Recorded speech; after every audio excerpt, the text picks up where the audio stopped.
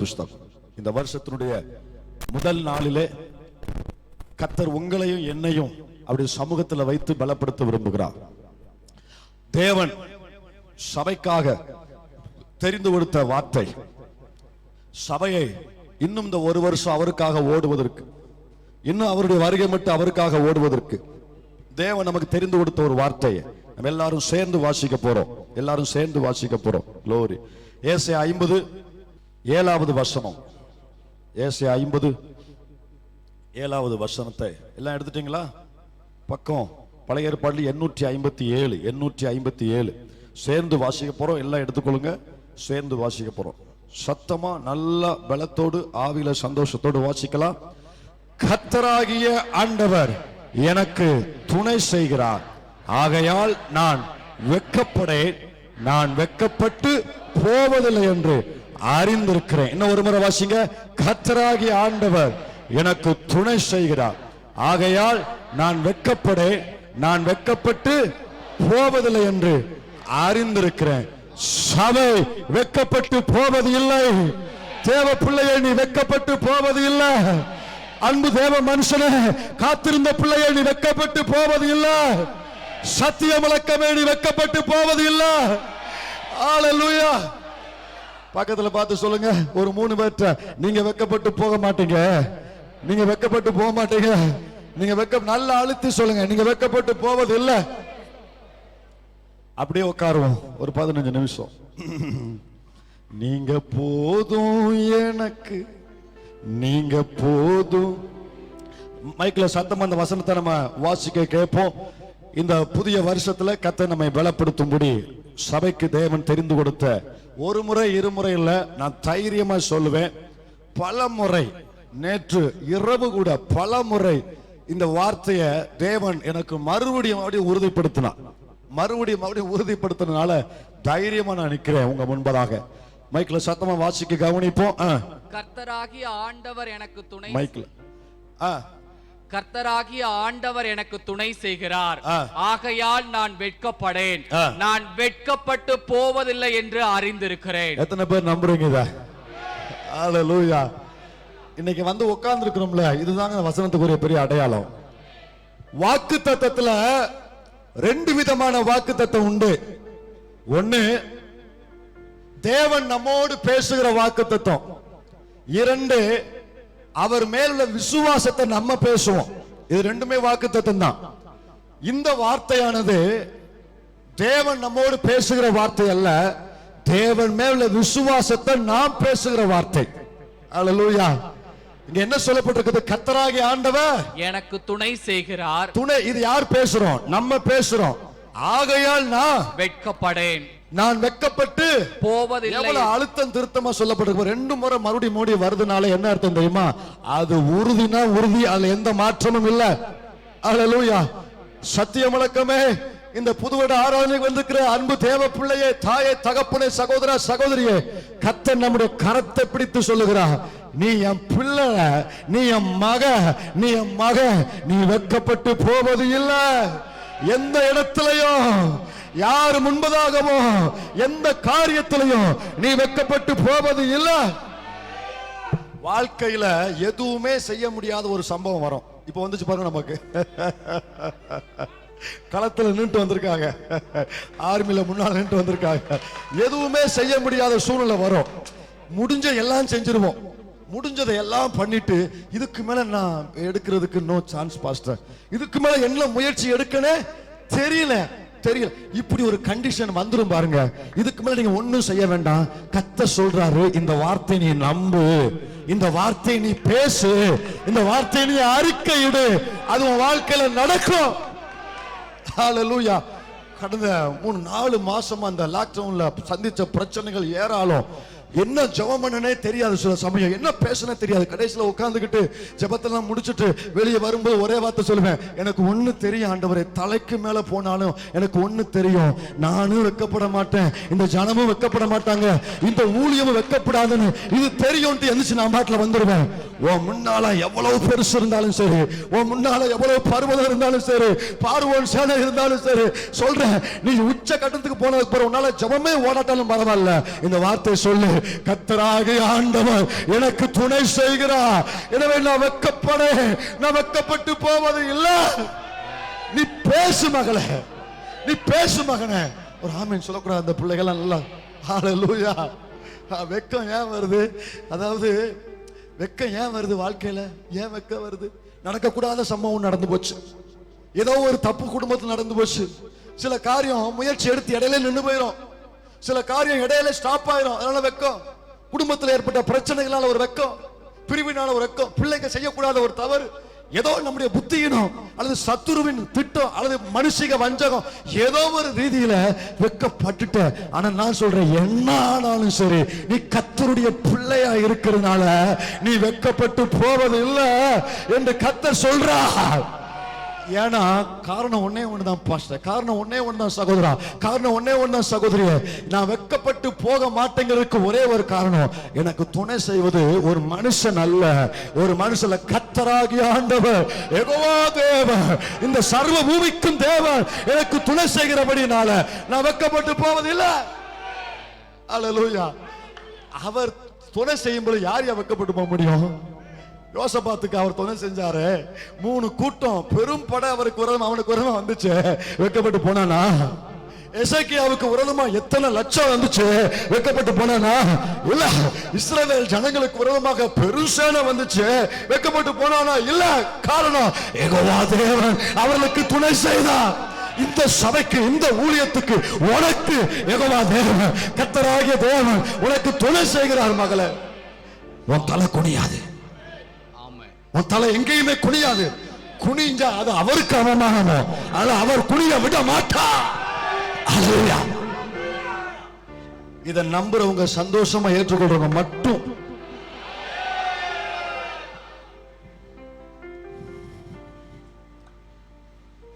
சிலர் இங்க உட்கார்ந்திருக்கிற சிலர், அல்லது கீழே இருக்கலாம் மேல இருக்கலாம், எங்கன்னு தெரியாது.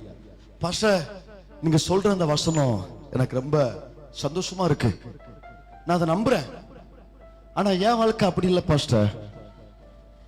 இங்கதான் செய்தி, கவனிங்க. ஆனா என் வாழ்க்கை அப்படி இல்லை பாஸ்டர். நீங்க சொல்றது எனக்கு சந்தோஷமா இருக்கு, நான் நம்புறேன் பாஸ்டர், ஆனா என் வாழ்க்கை அப்படி கிடையாது, நீங்க நினைக்கிற மாதிரி என் வாழ்க்கை இல்லை. ஏன்னா ஏற்கனவே பல இடத்துல நான் வெட்கப்பட்டு தலை குனிஞ்சு நிமிர முடியாம நான் வந்து இங்க உட்கார்ந்து இருக்கிறேன். எனக்கு என்ன பதில்? உங்களுக்கு தெரியுமா, என் வாழ்க்கையில யாருக்கு முன்னால நான் தலை குனிய கூடாதோ அவங்களுக்கு நான் தலை குனிஞ்சேன், யாருக்கு முன்னால நான் வெட்கப்படக்கூடாதோ அவங்களுக்கு முன்னால நான் வெட்கப்பட்டு நான் வெக்கி நாணி நான் உட்கார்ந்தேன். எனக்கு என்ன பதில்? ஏற்கனவே வெட்கப்பட்டனே, நீங்க சொல்றீங்க வெட்கப்பட மாட்டேன்னு, ஆனா ஏற்கனவே என் நண்பர்களுக்கு முன்பாக, என் சொந்தங்களுக்கு முன்பாக, என் உடன் பிறந்தவர்களுக்கு முன்பாக, என்ன அற்பமா நினைக்கிறான் பாருங்க, அவனுக்கு முன்பாக நான் வெட்கப்பட்டு நான் வந்து நிக்கிறேனே. என் வாழ்க்கையில ஏராளமான காயம் பாஸ்டர், என் குடும்பம் உடைக்கப்பட்டிருக்கு, நடக்கக்கூடாத காரியம் என் வாழ்க்கையில நடந்திருக்கு, நான் எதிர்பார்த்த காரியம் ஒண்ணுமே என் வாழ்க்கையில கிடைக்கல, நான் ஒண்ணு பெருசா ஒண்ணு எதிர்பார்க்கல, ஒரு சின்ன காரியம் தான் ஆண்டவர்ட்ட எதிர்பார்த்தேன். எல்லாருக்கும் ஈஸியா கிடைக்கும், ஆனா எனக்கு கஷ்டப்பட்டும் கிடைக்கல. அவ்வளவு வெக்கத்துல நான் வந்து உட்கார்ந்திருக்கிறேன். எல்லாருக்கும் ஒரே ஜபத்துல கிடைச்சிருது, ஆனா பல வருஷமா உட்கார்ந்து இருக்கிறேன், இப்ப வரைக்கும் கிடைக்கல. ஒன்னே ஒண்ணுதான் கேட்டேன், அந்த ஒரு காரியம் வாழ்க்கையில் நடந்திருந்தா இன்னும் என் குடும்பம் கட்டப்பட்டிருக்கும், இன்னும் என் குடும்பம் எழுந்திருக்கும், என் வாழ்க்கை கட்டப்பட்டிருக்கும். அது நடக்காதனால என் எதிர்காலம் கேள்விக்குறி, அது நடக்காதனால நான் ஒரு சிதைக்கப்பட்ட ஒரு வாழ்க்கை, இன்னைக்கு ஒட்டுமொத்த என் சொந்தத்துக்கு முன்பதாக ஒரு இழந்து போனவனாக இருக்கிறேன். என்னன்னு தெரியல, என் வாழ்க்கையில இழப்புகளாகவே விடப்பட்டிருக்கு பாஸ்டர். என்னன்னு தெரியல, என் வாழ்க்கையில ஆண்டவர் பதில் செய்யாத காரியம் நிறைய இருக்கு பாஸ்டர்.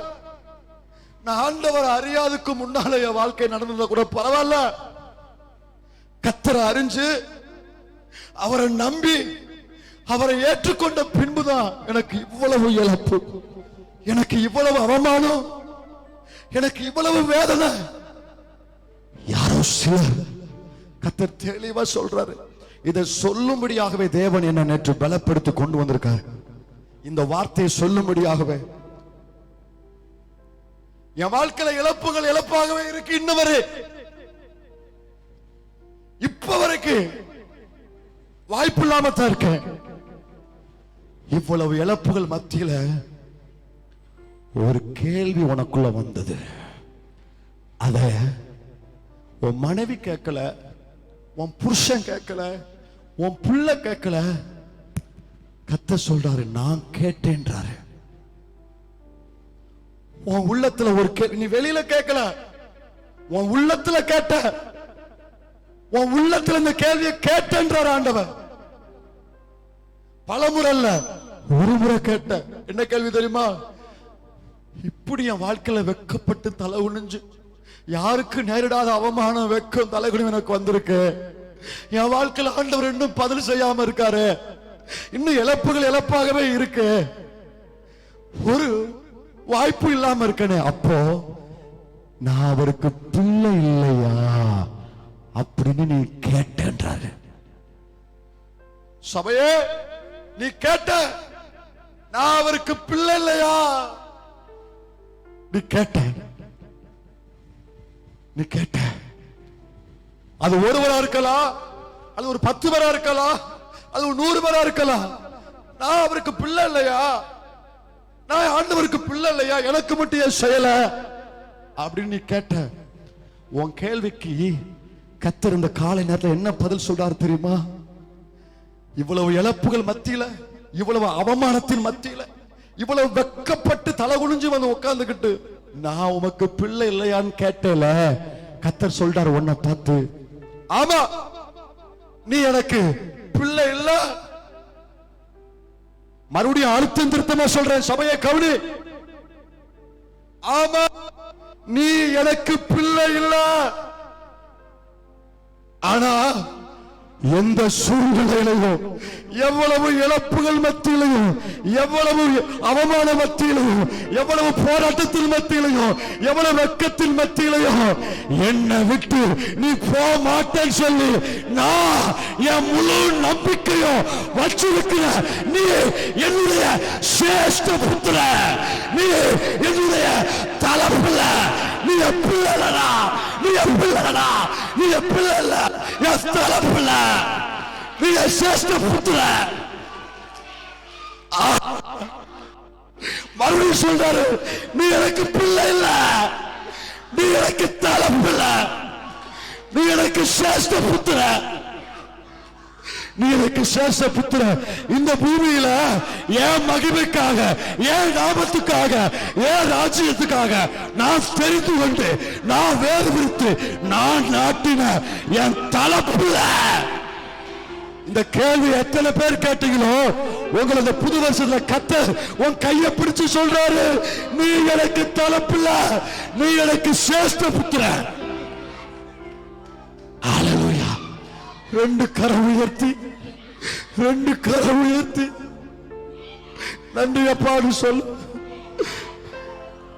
நன்றி அப்பான்னு சொல்லு, நன்றி அப்பான்னு சொல்லு. எரேமியா 31:9 வாசிங்க. எரேமியா 31:9 கடைசி வார்த்தை. எரேமியா 31:9 கடைசி வார்த்தை. எரேமியா 31:9 கடைசி வார்த்தை. இஸ்ரவேலுக்கு நான் பிதாவா இருக்கிறேன். ஹலோ ஹலோ சபையே கவனி, கர்த்தர் சொல்றாரு, இஸ்ரவேலுக்கு நான் பிதாவா இருக்கிறேன். அடுத்த வார்த்தை எப்ராயிம் என் சேஷ்ட புத்திரனா இருக்கிறார். உயர்த்தி சொல்லுங்க, எப்ராயிம் என் சிரேஷ்ட புத்திரனாயிருக்கிறார். ஆமென் சொல்றீங்க எத்தனை பேர் இருக்கீங்க? அப்படி சொல்றாரு, நீ எனக்கு பிள்ளை இல்ல, நீ எனக்கு தலைப்பிள்ளை, நீ எனக்கு நீ என் சிரேஷ்ட புத்திரன். ஒரு காரியம் அப்படி சொல்றேன், இங்க வந்திருக்கிற எல்லாரும் அல்ல சபையே, இங்க வந்திருக்கிற எல்லாரும் அல்ல, யாரு வெட்கப்பட்டு தலை குனிஞ்சு இந்த பட்டணத்துல, தொழில, குடும்பத்துல, பொருளாதாரத்துல, சுகத்துல எல்லாத்திலையும் வெட்கப்பட்டு தலை குனிஞ்சு வந்து, நான் அவருக்கு பிள்ளை இல்ல போல, அதான் என் ஜெபத்தை அவர் கேட்கல போல, அதான் எனக்கு மட்டும் பதில் செய்ய போல அப்படின்னு வந்து உட்கார்ந்து இருக்க பாரு, அவங்களுக்கு மட்டும்தான் சொல்றாரு, நீ எனக்கு பிள்ளை இல்ல, எனக்கு நீ சிரேஷ்ட புத்திர, நீ எனக்கு சிரேஷ்ட புத்திர. சபையே, நீ பிள்ளை இல்லப்பா, நீ அவருக்கு சிரேஷ்ட புத்திரப்பா.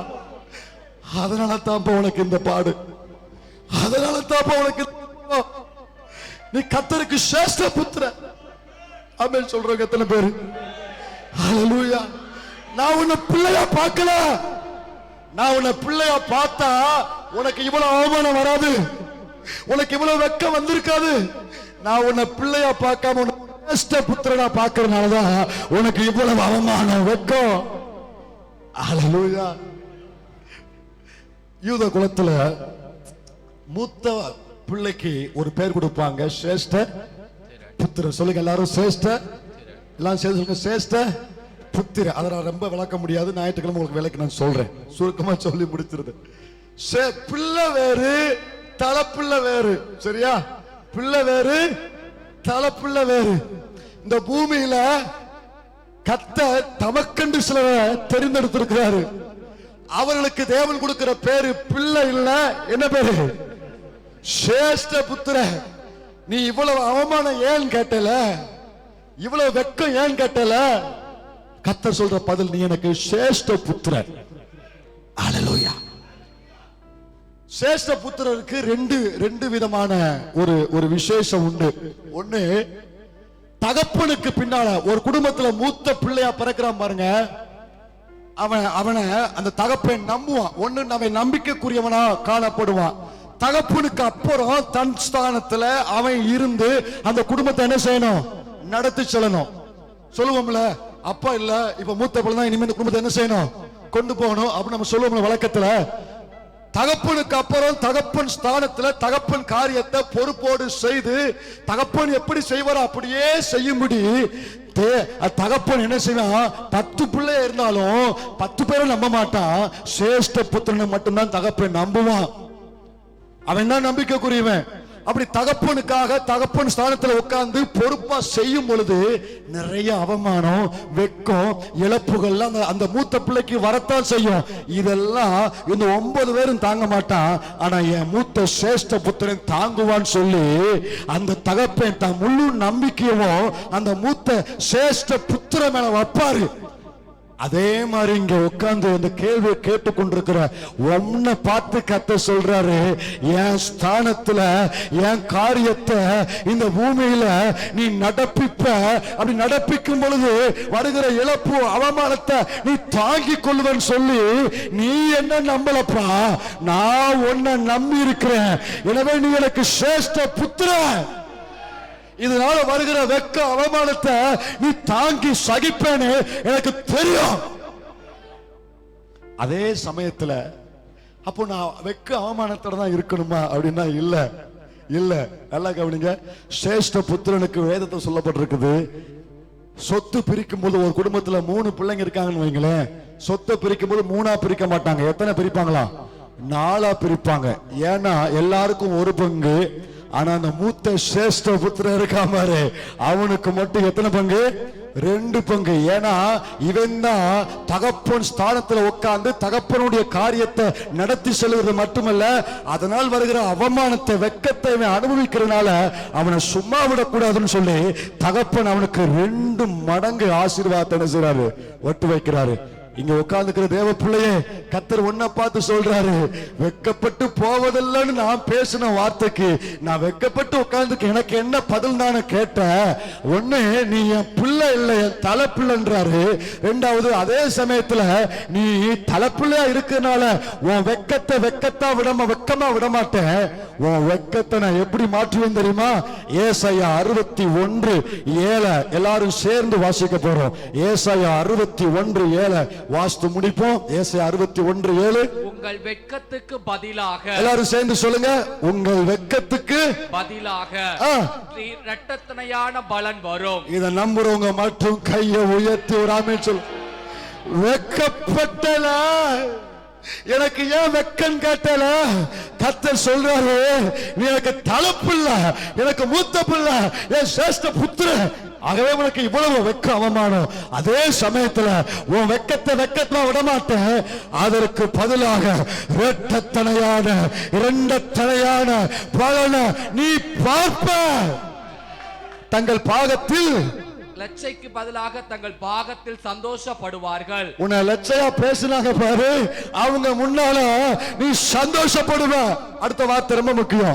அது நிமித்தம் தங்கள் தேசத்தில் இரட்டிப்பான சுதந்திரம் அடைவார்கள். இழந்து ஒண்ணும் இல்லாம நீ உட்கார்ந்து இருக்கானோ, கர்த்தர் சொல்றாரு, இதே தேசத்துல இதே குடும்பத்துக்கு முன்பதாக யாரு முன்னால வெட்கப்பட்டையோ அவங்க முன்னால இரட்டிப்பான சுதந்திரம் உன் கை ஏந்தும். இங்க பாருங்க, இங்க இருக்கிற சிலர் கடந்த வருஷத்துல கர்த்தருடைய சமூகத்துல 2 கையவும் தரையில இப்படி போட்டு, இப்படி நான் தலை குனிஞ்சு நிக்கிறேன் ஆண்டவரே, நீ கதர்னு இல்ல, இப்படி நான் வெட்கப்பட்டு நிக்கிறேன்னு கதர்னு இல்ல. கர்த்தர் சொல்றாரு, எந்த கை தரையில தாழ்ந்ததோ அந்த கை இரட்டத்தனையான பலனை ஏந்தோ, இரட்டிப்பான சுதந்திரத்தை ஏந்தோ. தாழ்ந்த கை ஏந்துப்பா. நீ எதிர்பார்க்கிற ஆசீர்வாதம், நீ கேட்ட ஆசீர்வாதம் மட்டுமல்ல, அதை விட 2 மடங்கு ஆசீர்வாதத்தை, பலனை, சுதந்திரத்தை உன் கை ஏந்துபடி நான் செய்வேன். அல்லேலூயா. நம்புறவங்க மட்டும் சந்தோஷமா சொல்லுங்க, ஒரு ஆமென் பார்க்கலாம். உன் வெக்கத்தை வெக்கமா விடுவான்னு நினைக்கியா? உன் வெக்கத்தை அப்படி விடுவான்னு நினைக்கியா? அனுபவிச்சு சொல்றேன், ரசிச்சு சொல்றேன், என்ன வேணாலும் சரி உன் தலை குனிய விட மாட்டாரு. ஒருவேளை இதுக்கு முன்னால குனிந்திருந்தாலும் அதற்கு பதிலாக 2 மடங்கு இரட்டத்தனையான ஆசீர்வாதத்தை எந்த கை தாழ்ந்ததோ அந்த கை ஏதோ. அல்லேலூயா. நான் 100க்கு 200 விசுவாசிக்கிறேன். இந்த சபையில இப்போ உட்கார்ந்து இருக்கிற, மேல கீழே உட்கார்ந்து இருக்கிற அநேகருக்கு ஆண்டவர் இதை செய்ய போறாரு. துயரம் சொன்னேல, இந்த வருஷம் நீ பார்க்க போறடா உயரம். அழுகன்னு சொன்னேல, இந்த வருஷம் வாரந்தோறும் ஆண்டவர் சமூகத்துல ஒண்ணு தொழ வைப்பாரு. உன் அழுக சந்தோஷமா மாறும், உன் வெக்க 2 மடங்கு ஆசீர்வாதமாய் மாறும். அல்லேலூயா. ஒன்னே ஒண்ணு மட்டும் சொல்லி முடிக்கிறேன். உன் தலைக்கு மேலேயே போயிருந்தாலும் சரி, இதுக்கு மேல வாய்ப்பே இல்லைன்னு சொன்னாலும் சரி, கர்த்தர் தெளிவா இந்த புதிய வருஷத்துல இந்த முதல் நாள்ல கர்த்தருடைய சன்னிதானத்துல இந்த முதல் மணி நேரத்துல கர்த்தருடைய ஊழியக்காரன் நான் பரிசுத்த ஆவிக்குள் நிரம்பி சொல்றேன், இங்க இருக்கிற நீங்க ஒருவராக வெட்கப்பட்டு போவது இல்லை. ஒருவேளை இதுக்கு முன்னால வெட்கப்பட்டிருந்தாலும் அதற்காக நீ காத்திருந்து கண்ணீர் விட்ட நாட்கள்லாம் போதும். அதற்கு பதில் உன் கை இனி என்ன மனுஷன்ட்டு ஏந்தாது. ஏன்னா நீ எனக்கு முன்னால உன் கையை உயர்த்தி இருக்கிற, எனக்கு முன்னால உன் கையை உயர்த்தின உன் கை மனுஷன் போய் ஏந்த நான் விட மாட்டேன். அந்த கை 2 மடங்கு ஆசீர்வாதத்தை, சுதந்திரத்தை, உன் வெட்கத்துக்கு பதிலாக இரட்டத்தனையான பலனை இந்த சபை பார்க்கும். கண்ணீர் விட்ட நீ பாப்ப, கதர்ல நீ பாப்ப, காத்திருந்த நீ பாப்ப 2 மடங்கு ஆசீர்வாதத்தை. அல்லேலூயா. பக்கத்துல பார்த்து சொல்லுங்க, கர்த்தர் செய்வாருங்க. அவர் சொன்னான செய்வாருங்க. சும்மா சந்தோஷமா சொல்லுங்க, சொன்னான செய்வாருங்க. அவரால் முடியாது என்ன இருக்கு? விடுங்க வாழ்ந்துடலாம் சொல்லுங்க. பக்கத்துல விடுங்க, அதெல்லாம் வாழ்ந்துடலாம், வாழ வச்சிருவாரு. பக்கத்துல அதெல்லாம் வாழ்ந்துடலாம், வாழ வச்சிருவாரு. பக்கத்துல சொல்லுதாயி சொல்லுதா வாழ்ந்துடலாம். நீ வாழ வாழ வைக்கிற தெய்வம் அவர். நீங்க போதும் எனக்கு. இந்த வார்த்தைய தினமும் நான் சொல்றேன், சபைக்கு சொல்றேன். உங்க ஜபத்தை முடிச்சிட்டு, இந்த வசனத்தை உங்க ஜபத்தை முடிச்சிட்டு அனுதினமும் இந்த வார்த்தையை நீ சொல்லிட்டு நீ வெளியே போ. நீ வெக்கப்பட மாட்ட. இதுக்கு முன்னால வெக்கப்பட்டிருந்தாலும் அது ரெண்டத்தனையான பலன். எனக்கு தெரியாது, அடுத்த டிசம்பர் வர்றதுக்கு முன்னால உன் 2 கையிலும் 2 மடங்கு சுதந்திரத்தை உன் கரம் வந்து ஏந்தும் கத்த சொல்ற. உன் கை ஏந்தும்பா, உன் கை ஏந்தும் ஏந்த வப்பாரு கத்த. 2 மடங்கு ஆசீர்வாதத்தை உன் கரத்துல ஏந்த வப்பாரு கத்த. கரம் உயர்த்துங்க. ஒரு ஜெபம் பண்ணிருந்தேன். பிதாவே, நீர் கொடுத்த வார்த்தையை உங்க ஜனத்துக்கு சொல்லி இருக்கிறேன். நீங்க கொடுத்த வார்த்தை உங்க சபைக்கு நான் சொல்லியிருக்கிறேன். இந்த வார்த்தையை நீங்க நிறைவேற்றணும். இந்த வார்த்தையை 2 கரத்தை நல்லா உயர்த்துங்க. பிதாவே, இயேசுவின் நாமத்தில் இந்த ஊழியக்காரன் நான் இந்த சபையை நான் ஆசீர்வதிக்கிறேன், இந்த ஜனத்தை ஆசீர்வதிக்கிறேன். கர்த்தராகிய ஆண்டவர் எனக்கு துணை செய்கிறார், ஆகையால் நான் வெட்கப்பட்டு போவது இல்லை ஆமென் என்று சொன்ன வார்த்தையின்படி, அல்லேலூயா, ஏசாயா 50:7 இந்த பிள்ளைகளை ஆசீர்வதிக்கிறேன். இதுக்கு முன்னால வெட்கப்பட்டு இருந்தாலும் ஏசாயா 61:7 இந்த சபை வெட்கப்பட்ட பிள்ளைகள் இரட்டத்தலையான பலனை உயர்த்தப்பட்ட கரங்கள் ஏந்தும்படி பிதாவே இவர்களுக்கு நீ கிருபை செய்வீராக. இது அப்படி செய்வதற்காக உமக்கே மகிமை. இந்த நாளை ஆசீர்வதியும், இந்த வாதத்தை ஆசீர்வதியும், இந்த வருஷத்தை ஆசீர்வதியும். உங்க பிள்ளைங்க செய்கிற காரியங்களை ஆசீர்வதியும். தொழில்கள், வியாபாரங்கள், பிசினஸ், பிரயாணங்களை பாதுகாத்துக் கொள்ள ஆசீர்வதியும். அவங்க விரும்பி ஜெபித்துக் கொண்ட காரியங்களை கர்த்தர் வாய்க்க பண்ணு. இந்த வருஷத்துல உங்க பிள்ளைங்க காரியங்கள் வாய்ப்பதாக, திருமண காரியங்கள் நடப்பதாக, பிள்ளைகளுடைய அத்தனை விருப்பங்களும் கர்த்தருடைய நாமத்தில் நிறைவேற்றப்படுவதாக. ஏசாயா 50:7, ஏசாயா 61:7 இந்த சபை பார்ப்பதாக. இந்த வருஷம் நீர் ஒருவரே மகிமைப்படும். இயேசுவின் நாமத்தில் பிதாவே. எல்லாரும் சேர்ந்து ஆமென் சொல்லுங்க. இன்னொருவர் ஆமென் சொல்லுங்க. ஹalleluya.